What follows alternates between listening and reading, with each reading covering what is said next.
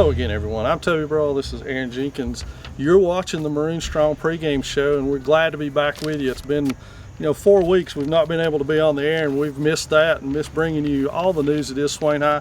We're here at Swain County Memorial Stadium. Of course, they're getting prepared. You can see maybe over my shoulder they're working on the middle of the field for tonight's action against Tuscola. Only the second home game for the Maroon Devils this season, Erin. It's felt like an eternity since we've been here. Yes. But in other action around Swain High School, we get you caught up on a lot of that as we go along over the next couple of weeks. We've got volleyball action we want to catch you up on. We've got soccer action we want to catch you up on. But the biggest story coming out of Swain High in this early season has been the success of the cross country teams, in particular the Lady Devils, who are ranked among the top teams in the state, Erin. And they finished first at a big Western Carolina Invitational that featured teams from all over Western North Carolina. So that was a big win for our ladies. Yes, and our guys have done very well as also. They finished fourth in the same meet that the girls finished first in. And we actually have some highlights from that meet that we're going to take you guys to.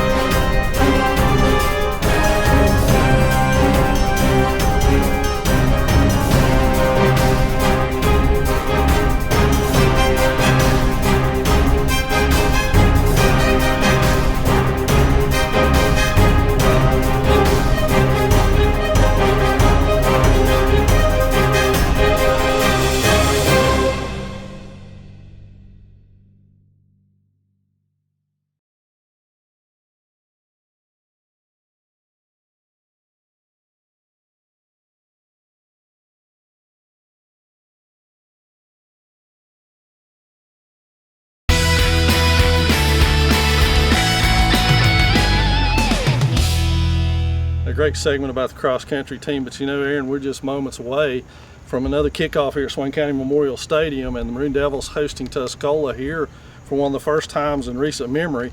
And it's been a tough, almost brutal preseason, early season for these Maroon Devils, and we're going to talk a little bit more about that as the show goes on. But the biggest thing to come out of this is Jordan Cody is off to a tremendous start here this football season as an all-purpose runner. Again, last Friday night, over 200 yards of all-purpose yardage for Jordan, who's been actually called on to do double duty as a running back over the last couple of weeks. And I know you've got some information on Jordan as well. Yes, now he has moved to the third-time all-time pass receptions list. He's now only behind Benji Schuler and Matthew Manley, and with only 14 more catches to go, he will go over 100 receptions for his career, joining Matthew and Benji. That's a great career right there. Those are two phenomenal receivers, and you know the great thing about that, Erin, is there's only two in the history of our school who have gone over 100 catches for their career, and Jordan right on that border, and we hope to see him get that. But you got some more news. Trent Wright is also right on the fringe of making some history of his own. Oh yes, he's also reached another milestone. He is only 43 yards short of becoming one of the 19th quarterbacks in school history for throwing over 1,000 yards in their career. Well, that's a great milestone. We certainly hope Trent gets that tonight. It'd be wonderful to see him get all 43 of those in the first half and get that out of the way. It's probably not on his mind, but we're happy for him. You know, it's been a tremendous season so far, 2-2, but the Maroon Devils have been in every game they've played, have been just slugfests, and we've got some highlights for you to bring you up to date on what you've missed so far on the Maroon Strong Pregame. That's Caleb Woodard lined up on the right side. We toss to the right side. Jordan Cody's first carry tonight, and he's got a first down into the secondary and a whole lot more. Jordan Cody, there's the excitement he brings all the way to the Hapeville 40-yard line. Here we go. Whoa! Third down, high snap. It's going to be loose in the backfield. Here come the Maroon Devil defense. We haven't got him yet, but now we've got him again. This time at the 41-yard line, the ball popped out, but they're going to say it was down. No, it's Swain ball. Oh, they're going to turn it over. Yep. It is our ball. Johnny Woodard on the recovery right there. Wow, back. We're talking about the lead as now the Hornets lead 20-14. And here comes Brody Sitton. He's in the secondary, one man to beat. And it's going to be a foot race, but dragging him down over there is going to be a touchdown saving tackle by Kawan Banks. I-75 south. Trent Wright to throw down the middle. He's got a man wide open. He almost fell down, but Caleb Woodard down to the 10, down to the 5. Touchdown! Atta boy! Program 1 penny. That's amazing. It's amazing. Here comes Trent Wright out there in the flat. He's got a first down at the 45, all the way out to the 49-yard line. Is Jordan Cody. He stops just short of the tight end, and the handoff goes to the only back man, and he is stopped in the backfield for a loss. Wham, bam. Let's see if they blitz. They rush 4, nobody blitzing. Everybody else dropping back. Surely we can hold 4 guys out. Trent Wright fires down the middle. He's got his man, and it's a first down at the 43-yard line. Split backs again. Right hands off right side. First down. Here comes Miller. Miller down to the 25, down to the 20. Chris, a huge first down. Our biggest offensive play of the night. Rewinds. Kraft back to throw. Looks, fires, and it's intercepted. Jordan Cody's going to score. He's going to bring it back about 30 yards, Steve. And their receiver fell down. Jordan Cody picked it off. It's 6-0 Swain County. And he went off under his own power, but he hasn't been back, so he's probably hurt more than we know. Here's Jordan Cody. Go Jordan. Jordan Cody in a foot race, and he's going to win the foot race. This one is going to go 66 yards for Jordan Cody on the 66-yard touchdown run. Jordan Cody is in the backfield. It's going to be Trent Wright to get the snap and throw. He's going to step up, looking, firing, and in for 2. Getting it done, Angel Bowers. Got a man in motion. That's Derek Fortner, and the handoff is going to go to Jordan Cody. He turns the corner. Another good run for Cody. Pops it into the secondary. Jordan already down to the 41-yard line. Jordan Cody. Quarter, we're tied at 14. Trent back to throw. Has pressure. He throws. He's getting it to Angel Bowers up the middle. Angel at the 10 at the 5. Touchdown. Angel Bowers. What a throw from Trent to Angel Bowers, who came back and then scored on the touchdown. To the right side in the I formation. Derek Fortner in motion. Hands off. Jordan Cody in the secondary again. Cuts outside. It's another foot race. Lamons after him. Cody outran him last time, but this time Lamons is going to miss him again. And another touchdown. 4th down from the 1-foot line, and it's going to be touchdown. Quarterback keeper. This time Trent Wright just said, hey, right up the gut behind the center, and it's good for the TD. Strong side right. That's where we run, and there's Derek Fortner. Touchdown, Maroon Devils. Falcons leading right now down to Murphy, 14-0. Trent Wright down the left side. Ball is up in the air, and it's going to be, is it caught? Jordan Cody has it. Down inside the 20-yard line. What a catch by Jordan Cody. Offset eye for Trent Wright. He fakes the handoff. He rolls. He fires. Got his man on the sideline, and that's Norton over there out of bounds at the 35. Nice game. Trent Wright, straight drop, has pressure, and he dumps it off on the screenplay, and a good screenplay it is to Derek Fortner for a first down.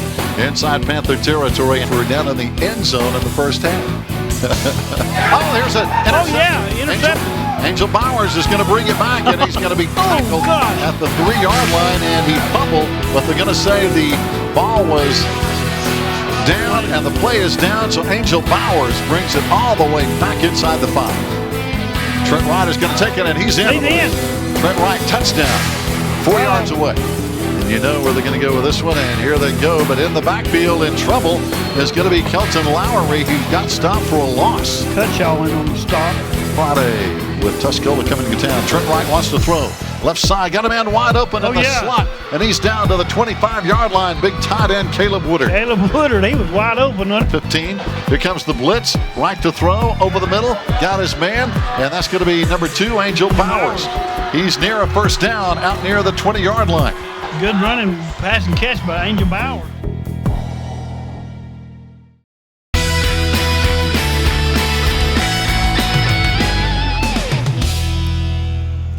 And we've got another exciting game just moments away coming down the pike here on the Maroon Devils Network. And if you're watching us early in the day, which is your option on the YouTube channel, be sure to tune in tonight and catch all the live action in HD, Erin. What a nice feature. It is a nice feature. High definition here from Swain County Memorial Stadium. You'll see all the action and the call of the game with Gary Ayers and Steve Moon, as always. But you know, it's, as we said, it's been a tremendous season so far for these Maroon Devils, 2-2. Been a tough time. There's a lot of injuries going on. I know you spoke with some folks earlier and got the full status of the injury report, so why don't you let us know what's going on with that? And you know, tonight, Derek Fortner and Jordan Cody will dress out, and they will try and play even though they are questionable with their injuries. And we also have a lot of players that are out and will not for sure dress out. You know, big offensive lineman, senior Jake Marr will definitely not be dressing out tonight. And to make the backfield even shorter, Keyshawn Beener and Chris Miller also will not be dressing out, along with Kobe Stevenson and Chandler Norton, Cameron Chambers, Gary Tisatuski, and Jordan Waddy as well. Boy, and just talking to Coach Jeff Marr just then, it's thin. He's down to about a half a back, he says. So it'll be a tough night for the Maroon Devil offense, and it will be interesting to see how they decide to handle that. But you know, I was able to catch up with Coach Neil Blankenship earlier this week and talk to him about that very matter. Hello again, everyone. Toby Burrell here with Swain head coach Neil Blankenship. And Coach, we're at 4 games into this season, 2-2. How do you evaluate the Maroon Devils through these 4 games? You know, well, we'd like to be 4-0, but you know, we've learned some things as we went, and we've had some good wins and we've had some disappointing things. We've had some good things, even in some losses. You know, we went to Hateville and won a big ball game down there against some great athletes, and you know, then we came up here against Smoky Mountain, and I was disappointed in our effort in that game and the way things turned out in that game. That's probably the biggest disappointment game we've had this year about the way we've played. And then we went to North Henderson. I thought we played real well, barring some turnovers there. You know, I felt like we really dominated in that game. And then last week against Franklin, you know, with a team like they've got and the powerhouse they are and where they're probably sitting in their conference, we played them pretty tight. And, you know, barring some injuries and stuff, and we'll get to that, some more of that later, you know, we probably had some chances. We let some red zone opportunities go that would have made that game a whole lot closer. Well, this Friday night, the Tuscola Mountaineers come into town, and they're a much improved squad under Tommy Persley, and he seems to have everything going the right way over at Tuscola, and I know they're very excited about their team. And honestly, they kind of feel like they're a couple of years away from being very, very strong. So they're going to start a bunch of young people, it looks like, across the front. How do they stack up with us? Well, Coach Persley, he's done a great job. I think he's sitting there with over 200 and some wins in North Carolina as a high school football coach. He's been around a while. He's been in the playoffs. He's played in state championships. So he's a great football coach, and he's done a great job with that program over there. You're going to see the Georgia Tech option, the Army, that type of double wing option stuff that they like to run, and he's done a great job of putting that in over there. They're young up front, but they're real talented in the backfield. Their running backs are real good and explosive. In both films we got, you know, they'll grind out, and all of a sudden they'll have some big plays, and they seem to big play with the run game, and that's what we can allow. Just like Franklin last week, we played pretty good except for 2 big running plays on defense, and we can't allow big plays on defense, and that's what we got to stop on them, is their big plays. Well, I'll tell you, the biggest story coming into tonight's game for the Maroon Devils and the Maroon Nation as a whole has been the plethora, no better word to describe it than that, of injuries the Maroon Devils have suffered. And to be honest with you, the out list for tonight was longer probably than the go list. Yeah, I tell you, it's since I've been coaching, probably even when I was assistant, this has been one of the hardest hit years as far as the injuries. We started out the year with so deep in the backfield, and now we've had to put Jordan Cody in the backfield because, Miller's out, Keyshawn's out, so we've lost those two, and then Derek Fortner, he's questionable tonight, because of his leg injury. So there we got 3 backs out right now out of the backfield, so that's going to be hard to handle there. And then, we've got some other linebackers. Ice Littlejohn's questionable, and the list just goes on and on. I can't even remember all of them right now. I'm just trying to figure out who's going to play. But, I don't use that as an excuse. I told the kids yesterday at practice, it's next up, who's up next. Somebody's got to step up because, I don't like to use excuses for why you win and lose ball games. You just got to make the adjustment and you go on. Well, a much-deserved week off next week will help the Maroon Devils get healed, and the conference schedule coming up after that with a trip to Hayesville. Apparently much improved Hayesville, as they're off to a great start with a big win last weekend. And, someone asked me the other day, who's going to take the lead in the Smoky Mountain Conference, and my comment to them was this may be the most balanced year we've had in several years. Yeah, I'll tell you, the conference is balanced, and it's balanced all the way through. In the preseason, I knew it was going to be pretty balanced. Hayesville, I'll tell you, has been probably the shock of the conference because when I talked to Coach, he thought he was a few years away, and now there he sits undefeated like he is right now. So he's excited about where they're at. We talked last week, and his kids are come together well, so he's excited there. Murphy's always talented. Robbinsville's always talented. Rosman probably has all the pieces this year. I know their quarterback's out right now, but he'll be back in a few weeks, and they're going to be dangerous down the stretch too. And, of course, Robbinsville, the defending State 1A champions, got a lot of their linemen back from last year that make them tough. The Smoky Mountain Conference never easy. Certainly is not going to be easy this year for the Maroon Devils. But I tell you what, we're just moments away now from kickoff tonight with the Maroon Devils hosting Tuscola in their final non-conference game of the season. And we're going to turn it back over to the Maroon Strong Pregame show, followed by live action from Swain County Memorial Stadium.